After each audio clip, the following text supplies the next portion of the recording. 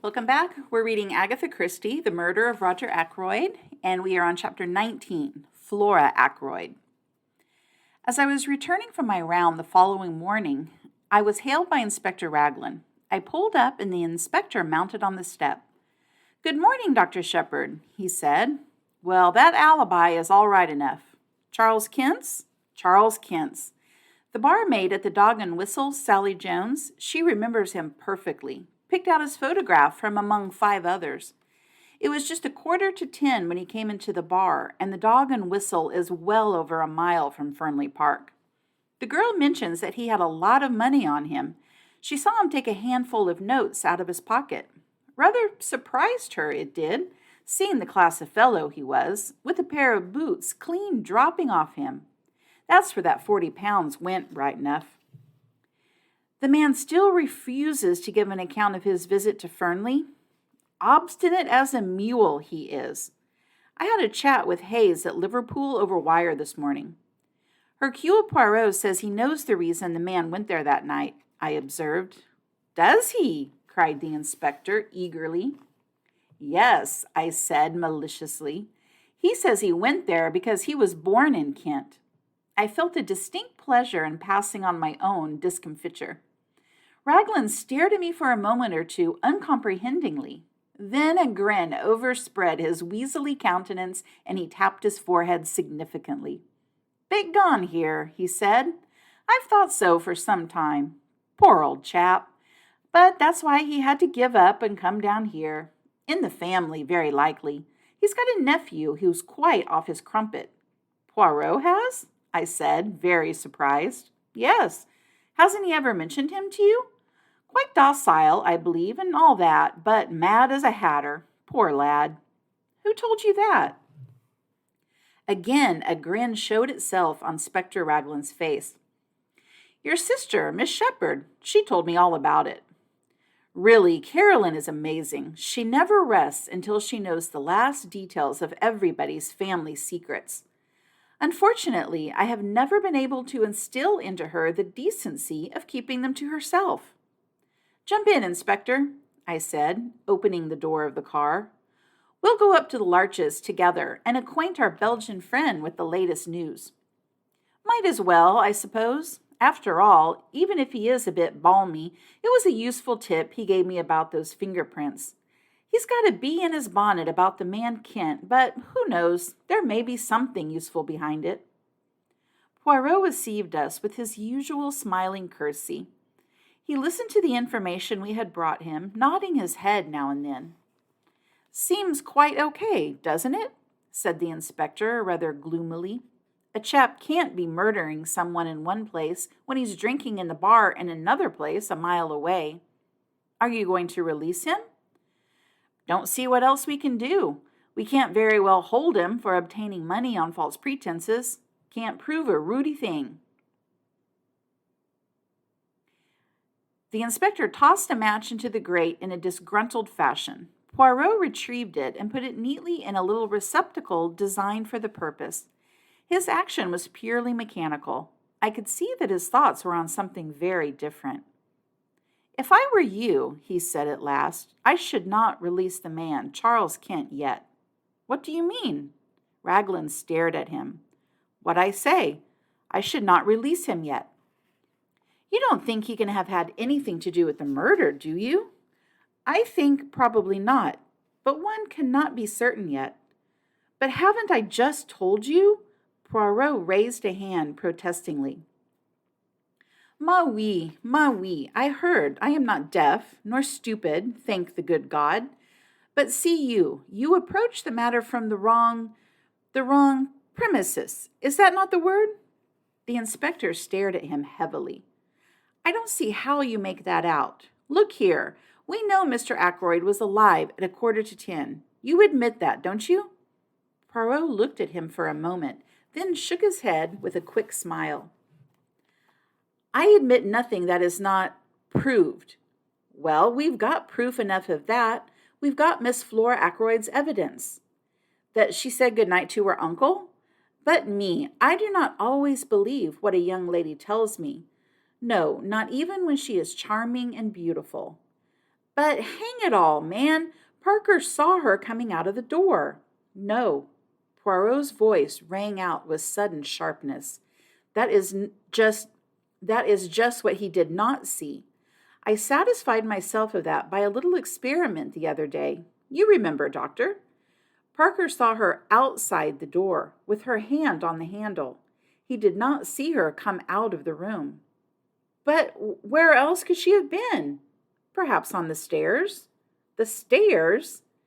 That is my little idea, yes. But those stairs only lead to Mr. Ackroyd's bedroom. Precisely. And still the inspector stared. You think she'd been up to her uncle's bedroom? Well, why not? Why would she lie about it? Ah, that is just the question. It depends on what she was doing there, does it not? You mean the money? Hang it all, you don't suggest that it was Miss Ackroyd who took that 40 pounds? I suggest nothing, said Poirot, but I will remind you of this. Life is not very easy for that mother and daughter. There were bills. There were constant trouble over small sums of money. Roger Ackroyd was a peculiar man over money matters. The girl might be at her wits' end for a comparatively small sum. Figure to yourself then what happens. She has taken the money. She descends the little staircase. When she is halfway down, she hears the chink of glass from the hall. She has not a doubt of what it is. Parker coming to the study. At all costs, she must not be found on the stairs. Parker will not forget it. He will think it odd. If the money is missed, Parker is sure to remember having seen her come down those stairs. She has just time to rush down to the study door, with her hand on the handle to show that she has just come out, when Parker appears in the doorway. She says the first thing that comes into her head, a repetition of Roger Ackroyd's orders earlier in the evening, and then goes upstairs to her own room. Yes, but later, persisted the inspector. She must have realized the vital importance of speaking the truth. Why, the whole case hinges on it. Afterwards, said Poirot dryly, it was a little difficult for Mademoiselle Flora. She is told simply that the police are here, and that there has been a robbery. Naturally, she jumps to the conclusion that the theft of the money has been discovered. Her one idea is to stick to her story. When she learns that her uncle is dead, she is panic-stricken. Young women do not faint nowadays, monsieur, but without considerable provocation.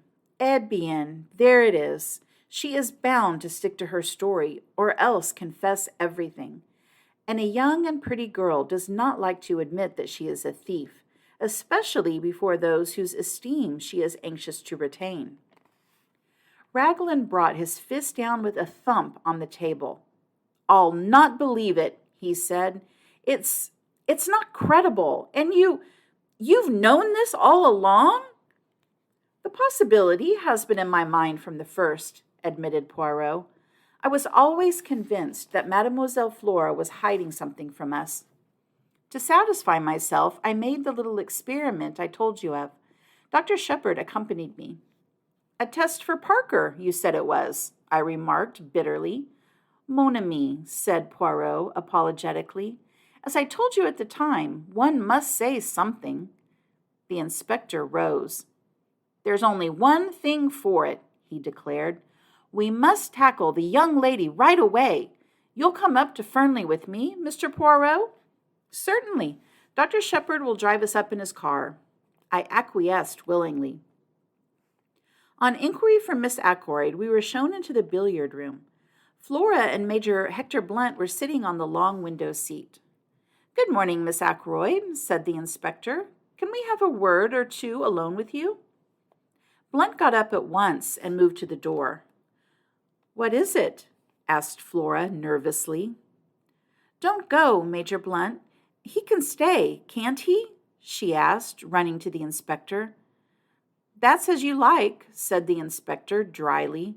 There's a question or two it's my duty to put to you, miss, but I'd prefer to do so privately, and I dare say you'd prefer it also. Flora looked keenly at him. I saw her face grow whiter. Then she turned and spoke to Blunt. I want you to stay, please. Yes, I mean it. Whatever the inspector has to say to me, I'd rather you heard it." Raglan shrugged his shoulders. "Well, if you will have it so, that's all there is to it. Now, Miss Ackroyd, Mr. Poirot here has made a certain suggestion to me. He suggests that you weren't in the study at all last Friday night, that you never saw Mr. Ackroyd to say good night to him, that instead of being in the study, you were on the stairs leading down from your uncle's bedroom when you heard Parker coming across the hall." Flora's gaze shifted to Poirot. He nodded back at her. "Mademoiselle, the other day when we sat round the table, I implored you to be frank with me. What one does not tell to Papa Poirot, he finds out. It was that, was it not? See, I will make it easy for you. You took the money, did you not?" "The money?" said Blunt sharply. There was a silence which lasted for at least a minute. Then Flora drew herself up and spoke. "Monsieur Poirot is right. I took that money. I stole. I am a thief. Yes, a common, vulgar little thief. Now you know. I am glad it has come out. It's been a nightmare these last few days." She sat down suddenly and buried her face in her hands. She spoke huskily through her fingers. "You don't know what my life has been since I came here. Wanting things, scheming for them, lying, cheating, running up bills, promising to pay. Oh, I hate myself when I think of it all. That's what brought us together, Ralph and I. We were both weak. I understood him, and I was sorry, because I'm the same underneath. We're not strong enough to stand alone, either of us. We're weak, miserable, despicable things." She looked at Blunt and suddenly stamped her foot. "Why do you look at me like that, as though you couldn't believe? I may be a thief, but at any rate, I'm real now. I'm not lying any more. I'm not pretending to be the kind of girl you like, young and innocent and simple. I don't care if you never want to see me again. I hate myself, despise myself. But you've got to believe one thing. If speaking the truth would have made things better for Ralph, I would have spoken out. But I've seen all along that it wouldn't be better for Ralph. It makes the case against him blacker than ever. I was not doing him any harm by sticking to my lie." "Ralph," said Blunt. "I see. Always Ralph." "You don't understand," said Flora helplessly. "You never will." She turned to the inspector. "I admit everything. I was at my wits' end for money. I never saw my uncle that evening after he left the dinner table.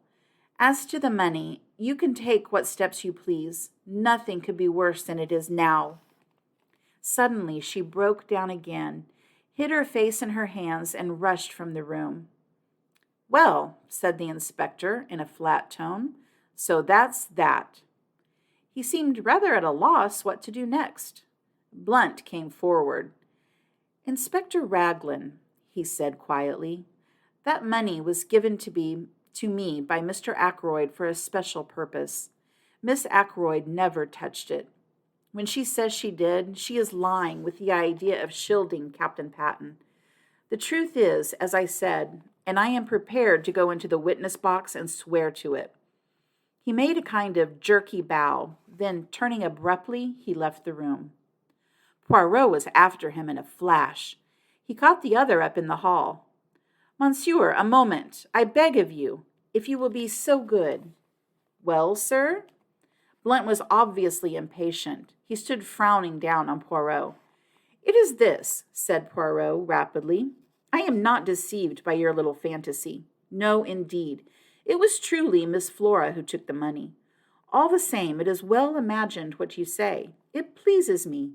It is very good what you have done there. You are a man quick to think and to act." "I am not in the least anxious for your opinion, thank you," said Blunt coldly. He made once more as though to pass on, but Poirot, not at all offended, laid a detaining hand on his arm. "Ah, but you are to listen to me. I have more to say. The other day I spoke of concealments. Very well, all along have I seen what you are concealing. Mademoiselle Flora, you love her with all your heart. from the first moment you saw her. Is it not so? Oh, let us not mind saying these things. Why must one in England think it necessary to mention love as though it were some disgraceful secret? You love Mademoiselle Flora. You seek to conceal that fact from all the world.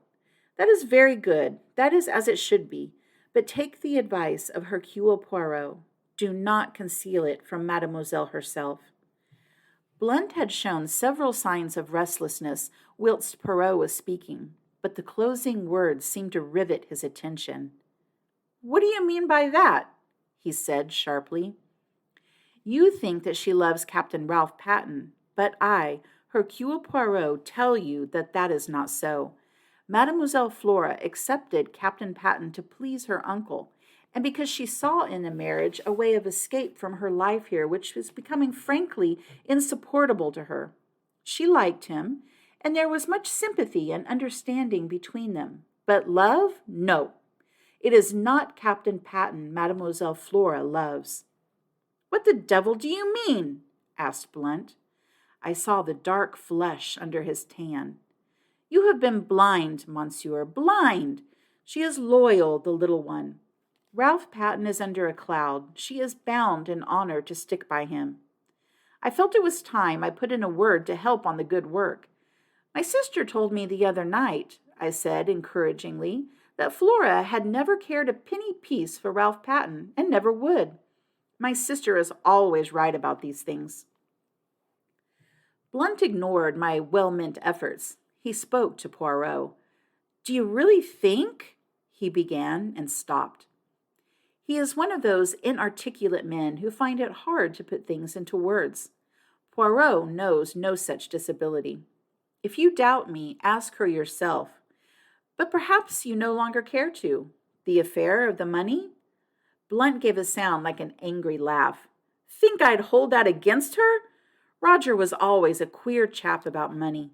She got in a mess and didn't dare tell him. Poor kid. Poor lonely kid."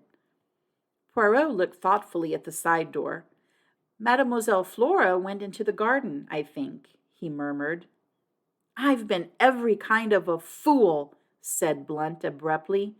"Rum conversation we've been having, like one of those Danish plays. But you're a sound fellow, Monsieur Poirot. Thank you." He took Poirot's hand and gave it a grip which caused the other to wince in anguish. Then he strode to the side door and passed out into the garden. "Not every kind of a fool," murmured Poirot, tenderly nursing the injured member. "Only one kind, the fool in love." And that is the end of chapter 19. Join me soon for chapter 20, Miss Russell. Thanks, everybody, and don't forget to hit subscribe to my channel. See you next time. Bye.